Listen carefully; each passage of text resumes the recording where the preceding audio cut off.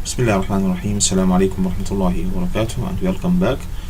In this section, we are going to study the muscarinic receptor antagonists and how they act and the method of designing synthetic analogues of muscarinic antagonists. Muscarinic antagonists are those compounds which can bind to cholinergic receptor and induce no intracellular signaling. Also, those compounds, when they bind, they should bind with higher affinity than acetylcholine, therefore prevent acetylcholine from binding. So those compounds act like this. If we have this receptor which can bind acetylcholine, antagonist can compete acetylcholine on these receptors, so it will detach acetylcholine and bind to the receptor. Antagonist, when bind to receptor, it will induce no intracellular signaling. So this is the first thing that should be done by antagonist. Second, it will prevent acetylcholine from binding because it has higher affinity for receptor than acetylcholine. So it should prevent acetylcholine from binding. So any antagonist should have these two properties. First, induce no intracellular signaling. Second, it should prevent acetylcholine from binding. Muscarinic receptors belong to the GPCR group of receptors, and these GPCR are flexible proteins that can fluctuate through different conformations, and each set of these conformations can induce different intracellular signaling. So in this figure you can see that the conformations that we have for the GPCR is fluctuating from on to off conformations, and the agonist which bind to the GPCR, it will stabilize the on conformation. This means that once the agonist binds to the on conformation of GPCR, it will be stabilized and there will be no fluctuating to other conformations, and this stability on the on conformation will induce an on intracellular signaling. The signaling will be, there will be an intracellular signaling that will take place inside the cell. The same thing happens when the receptor bound to antagonist. When it bound to antagonist, it will be stabilized on off conformation and will induce low intracellular signaling, and the conformation will also be stabilized and not going to be fluctuated to other conformations. So binding to agonist will stabilize the on conformation, binding to antagonist will stabilize the off conformation. As you can see, we have other set of conformation between the fully on and off, and these can be partial on, which is a conformation that can bind partial agonist, and partial off, which is a conformation that can bind the partial antagonist.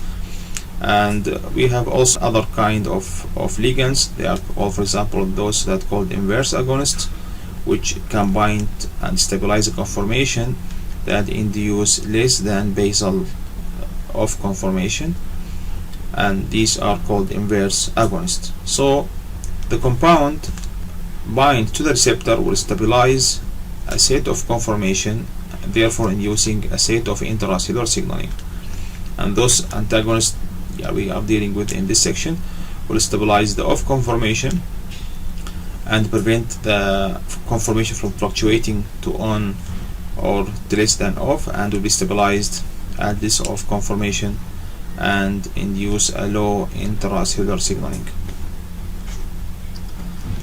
So muscarinic receptor antagonists are those compounds that should have two main properties.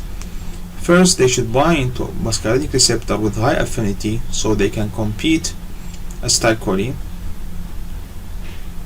Second, they should stabilize a conformation that is off, means they should induce no intracellular signaling, or in other words, they should have a low efficacy or no efficacy. So antagonists, they block the receptor against acetylcholine and induce no intracellular signaling. The muscarinic receptor antagonists are usually referred to using different terms. They can be termed as anticholinergics. They also can be termed as antimuscarinics, cholinergic blockers because they block cholinergic receptor, antispasmodic because they relieve the spasm, or parasympathetics because they relieve the parasympathetic stimulation to the tissue. GPCR, as we said, is a flexible protein and combine the ligands. It's composed from 7 transmembranous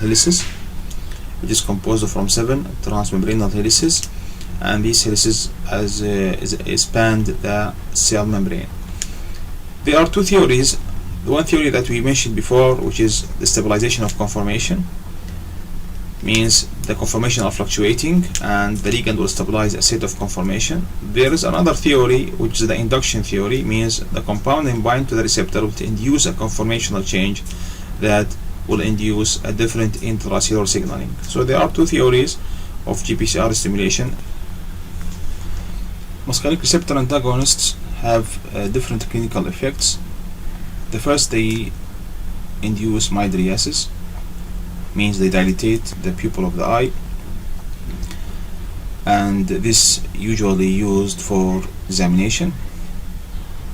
However, this dilatation will lead to shrinkage of channel of Schlemm, therefore increasing the intraocular pressure. So there will be an increase in pressure inside the eye. Also, those compounds, the muscarinic antagonists, they have antisecretory effect, means they inhibit the secretions from the GIT, so there will be reduction in gastric secretions and saliva secretion.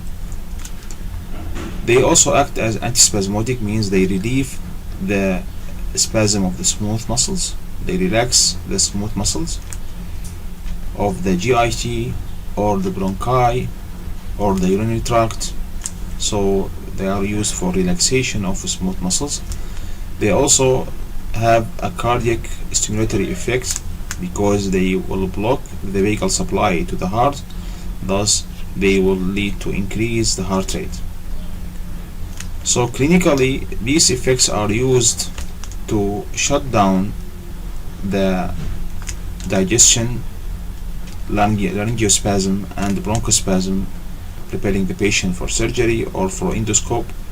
So we need to shut down digestion and prevent laryngospasm and the bronchospasm.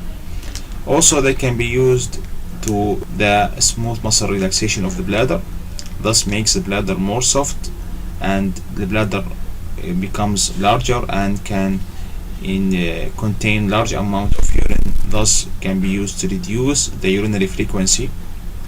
Also, they are used to reduce the intestinal motion in case of diarrhea.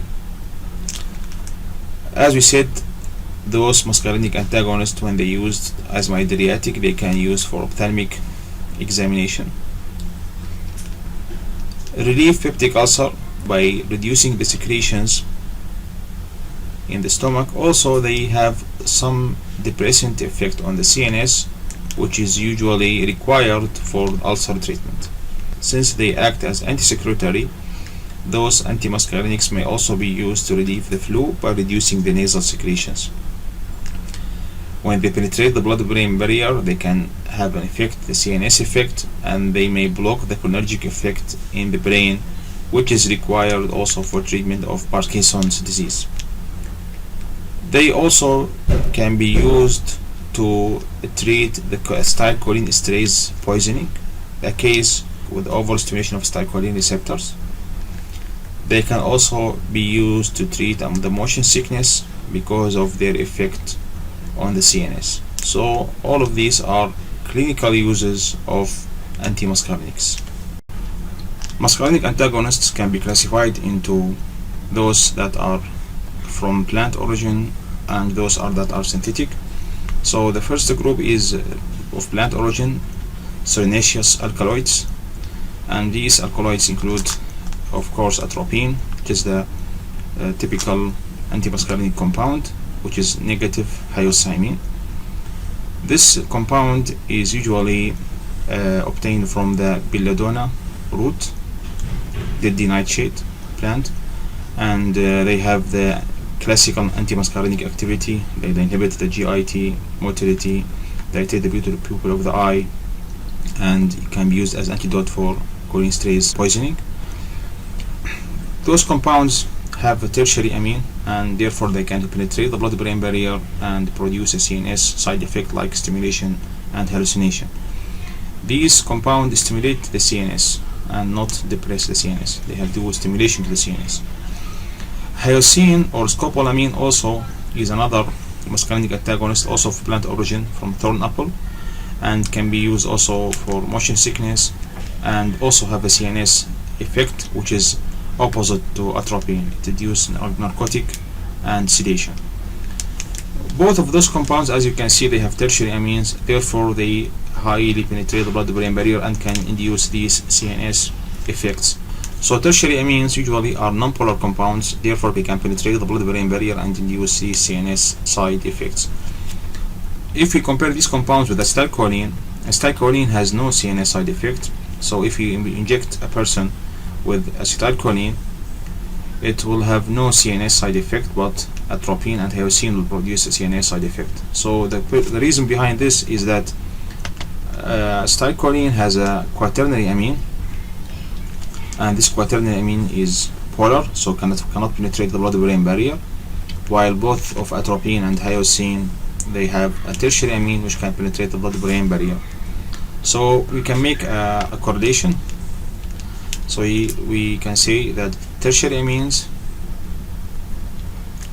are non-polar, so they can penetrate the blood-brain barrier, while quaternary amines, they are polar,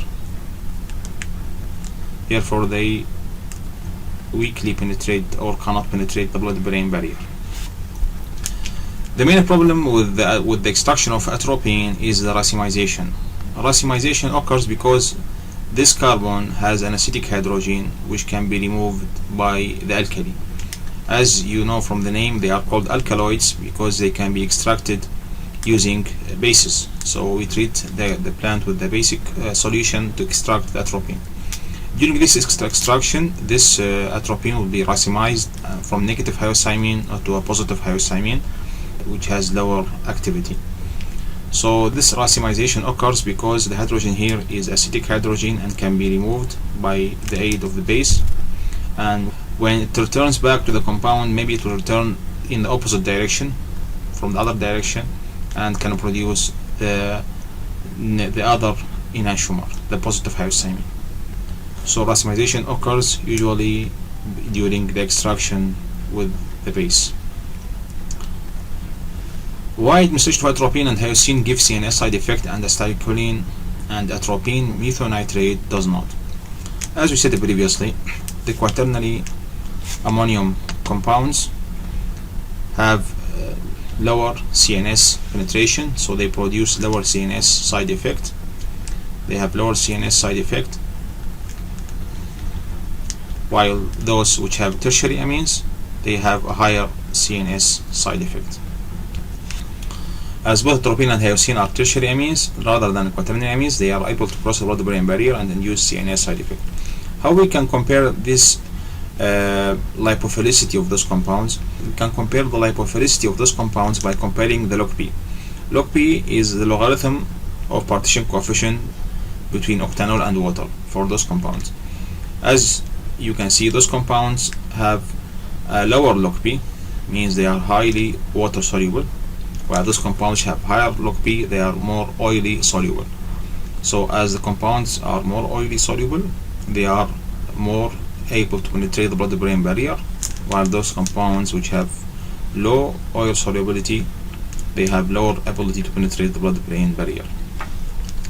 So addition of methyl group to atropine is usually the solution of its CNS side effects. So if we add just a methyl group to atropine, we will have a positive quaternary ammonium compound which have a lower CNS side effect. Those quaternary ammonium compounds usually are used medicinally to produce peripheral effects. For example, atropine methonitrate, it's a compound which we saw previously, which have a methyl group substitution on atropine, can be used to relieve the intestinal spasm, and those compounds have no CNS effect. Hypotrophium also is another muscarinic antagonist. It has an isopropyl substitution at this position. So the nitrogen has a bulky group substitution, isopropyl substitution at this position, and this compound also has a muscarinic antagonistic activity and used locally as a bronchodilator. So it can be prepared in combination with salbutamol to induce a bronchodilation. If we ask a question, why muscarinic antagonists which contain quaternary amine does not cause mydriasis, the answer is similar to CNS side effect. The quaternary ammonium compounds usually are highly polar, and the cornea is non-polar.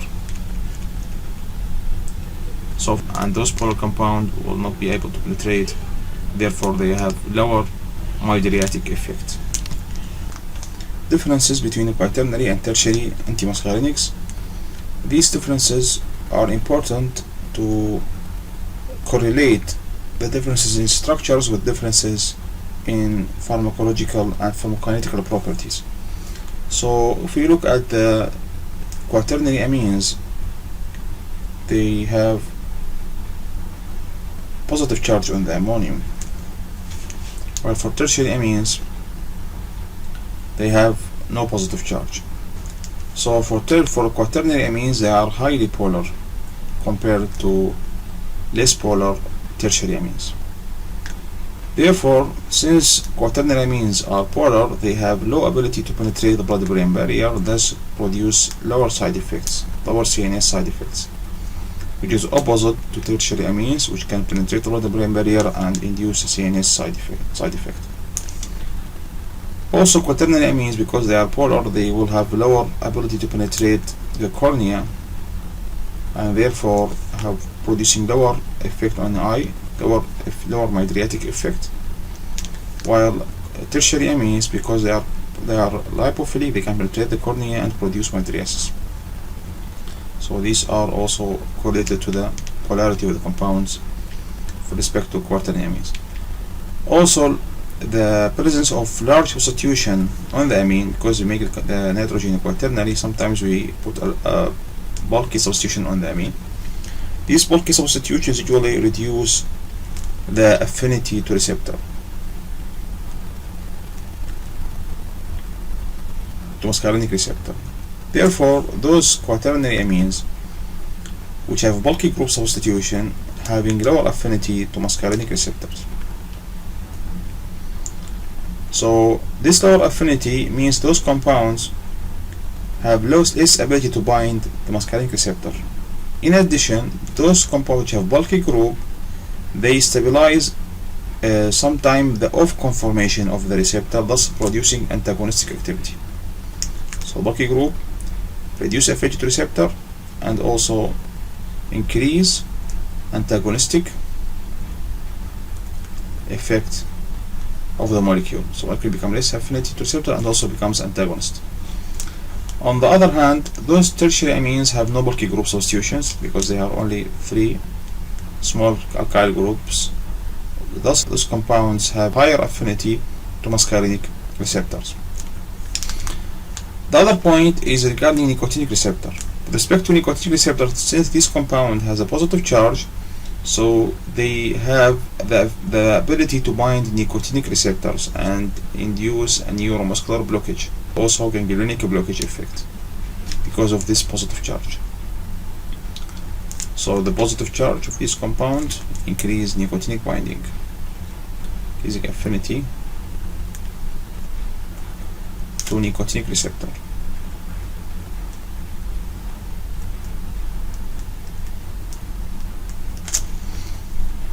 While those tertiary amines, they have no positive charge, so they have lower affinity to nicotinic receptors.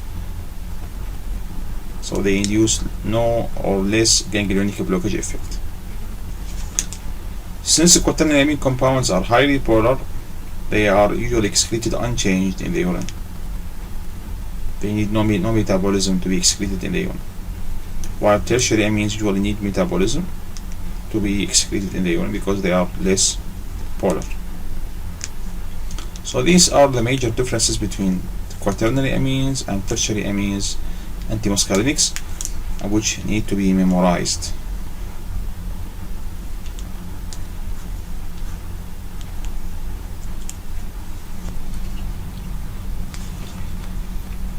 Second group is synthetic and muscarinic antagonists. This group of compounds have been designed in response to the need of more specific compounds than the solenaceous alkaloids. So those synthetic compounds are derived from atropine, and they can be divided into 4 main groups, which include amino esters, amino ethers, amino alcohols, and amino amides.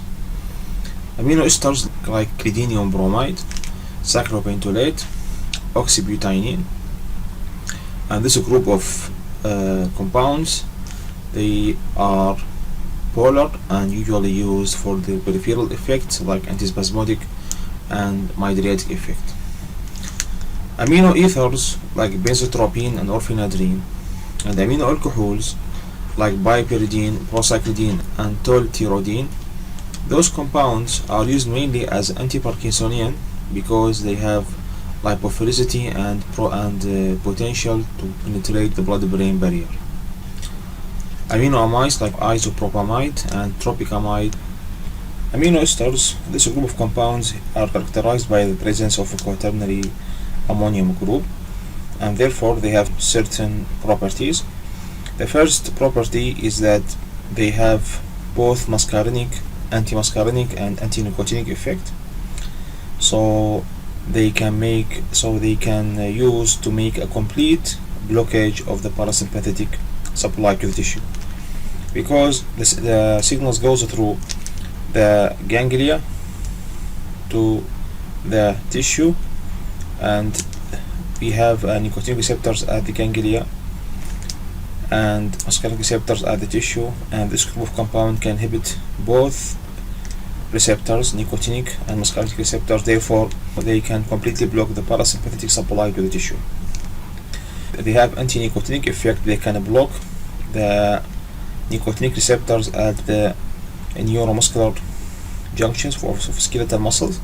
Therefore they can induce paralysis-like features, which is called the collar-like feature at the skeletal muscles.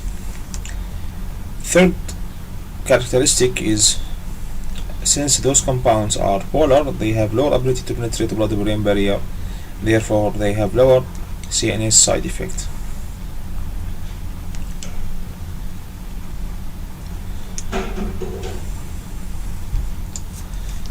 Eucatropine is an example, and the bicyclic tropine has been replaced by a monocyclic amine, and the tropic acid has been replaced by mandelic acid. Other examples are clidinium bromide, cyclopentolate, oxybutynine, and you can see that all of these compounds, they have a quaternary amine usually, or sometimes ionized after entering the body. They have esters, so they called amino esters.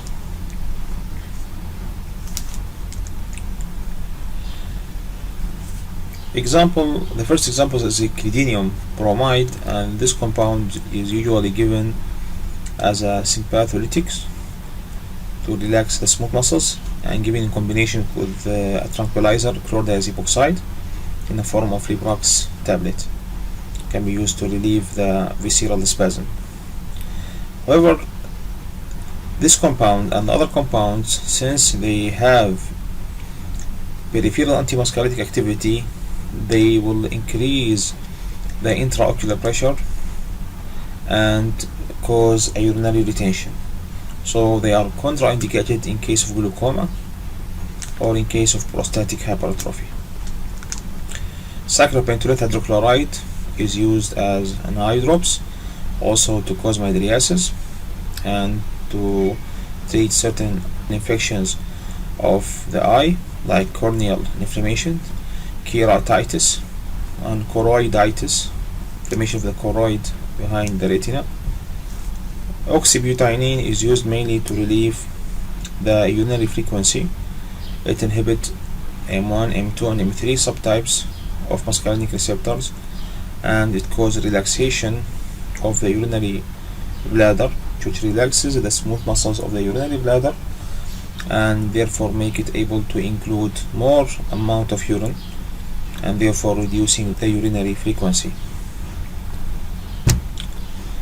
Amino ethers, which include amine and ether, and this group is the second group, and those compounds are usually less polar and able to penetrate the blood-brain barrier. Therefore they are used mainly for treatment of Parkinsonism. This group of compounds have similarity to antihistaminic group like diphenhydramine. So you can see benzotropine is the first member in this group and has been simplified to orphenadrine. Orphenadrine has similarity to diphenhydramine, which is an antihistaminic. So amino alcohol ethers are less polar and they have tertiary amine, so they can cross the blood-brain barrier easily and used as anti-Parkinsonian. They are not intended to be used for peripheral effect like spasmolytics and mydriatics. So for benzotropine, it has the tropine bicycles and which provide the anticholinergic activity. It also have some similarity to antihistamines like diphenhydramine. Therefore benzotropine is an optimum compound to be used for Parkinsonism because it can reduce the cholinergic activity by its similarity to atropine and also tranquilize the patient and reduce the irritation and irritability of the patient by its similarity to antihistamines. So it can give a dual effect in Parkinsonian patient. Orphenadrine, although it has antihistaminic activity, it is lower than its anticholinergic property, and it's also able to act as antimuscarinic, which is more than its ability to act as anti-nicotinic. However, their application is to be used as a blocker of neuromuscular junctions in the skeletal muscles more than smooth muscles, which is opposite to the previous point. So they are usually used to relax the skeletal muscles in case of spasm, and they are usually mixed with paracetamol or ibuprofen to relieve muscle spasm, skeletal muscle spasm. Diphenhydramine has antihistaminic properties more than the anticholinergic property, so it is mainly intended to be used as antihistaminic. With respect to amino alcohols, this group of compounds has the amino group as well as alcohol, and they are also less polar and able to penetrate the blood-brain barrier and used therefore for Parkinsonism. However, some members of this group, they have quaternary amine like tridihexyethyl chloride, and this compound is therefore not used for Parkinsonism, however used to relieve spasm and reduce gastric secretions. The other compounds which are less polar like Bipyridine and Procyclidine, they are usually used mainly for Parkinsonism. Bipyridine has more effect on skeletal muscle than on smooth muscle. Tolterodine is used mainly to relieve urinary frequency, which is associated with Parkinsonism. Therefore it has dual effect, can be used for Parkinsonism as well as to relieve the urinary frequency. So it has dual effect, can be used to reduce the cholinergic activity in Parkinsonism as well as to relieve the urinary frequency in the patient.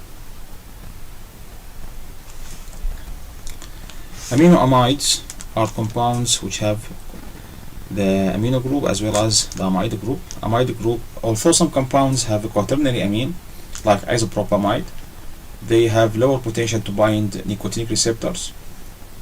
Therefore they have lower effect on ganglionic blockage, and they are used mainly as antispasmodic and antisecretory. Tropic amide is used as ophthalmic solution for their mydriatic effect, and this compound is characterized by short half-life. Therefore it has lower potential to increase the intraocular pressure, so it is more safe than the previous compounds.